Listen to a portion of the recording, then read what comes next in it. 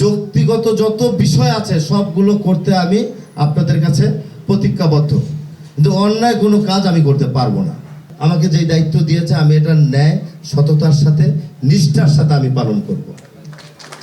আমার নেতা জনাব তারেক রহমান এই জায়গার এমপি, তা আমার কিছু দায়িত্ব আছে না? সেই দায়িত্বগুলো আমি অগ্রাধিকার ভিত্তিতে অবশ্যই করব। উনি আমাকে বিশ্বাস করে আমাকে আস্থার জায়গা থেকে ঢাকা উত্তর সিটি কর্পোরেশনের একটা সবচেয়ে মূল্যবান একটা জায়গা আমাকে দিয়েছেন। আমি যেটা জীবনে আসলে কখনোই ভাবি নাই, আমি জানতামও না, বাট আমাকে যেই দায়িত্ব দিয়েছে আমি এটা ন্যায়, সততার সাথে, নিষ্ঠার সাথে আমি পালন করব। এটা হলো আমার প্রথম কথা। যৌক্তিগত যত বিষয় আছে সবগুলো করতে আমি আপনাদের কাছে প্রতিজ্ঞাবদ্ধ, কিন্তু অন্যায় কোনো কাজ আমি করতে পারবো না, সেটা আমার দলের হোক যাই হোক। যৌক্তিক জায়গায় অন্তত থাকতে হবে। যে কোনো বিষয় আমাকে কাছে পাবেন। আর সর্বশেষ একটা রিকোয়েস্ট, আমি একা মশা মারা ঠিক করতে পারবো না, আমি একা দুর্গন্ধ মুক্ত করতে পারবো না, আমি একা বর্জ্য ব্যবস্থাকে সঠিক করতে পারবো না। আপনারা আমাকে সহযোগিতা করতে হবে। আমি ভরসা রাখি হিরন স্মার্ট ওয়াটার পিউরিফায়ারে। আপনারা আমাকে সহযোগিতা করবেন।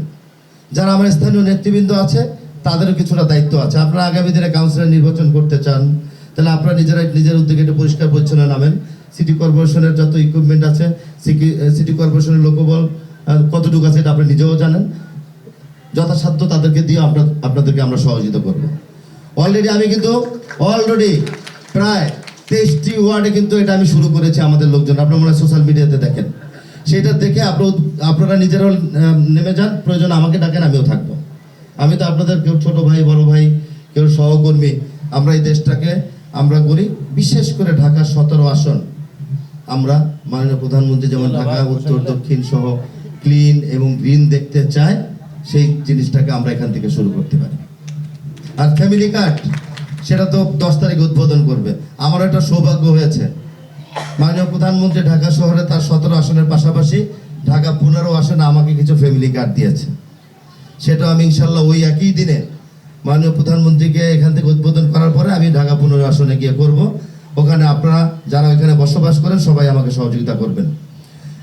আমরা আপনাদের পাশে আছি এবং ভবিষ্যতে থাকবো। আশা করি ভবিষ্যতে আপনারা আমাদের পাশে থাকবেন। মশার বিষয়টা, সামনে ডেঙ্গু চলে আসবে, আপনারা একটু সচেতন থাকবেন। যার বাসার আঙিনার সামনে আপনারা একটু পরিষ্কার পরিচ্ছন্ন করে রাখবেন।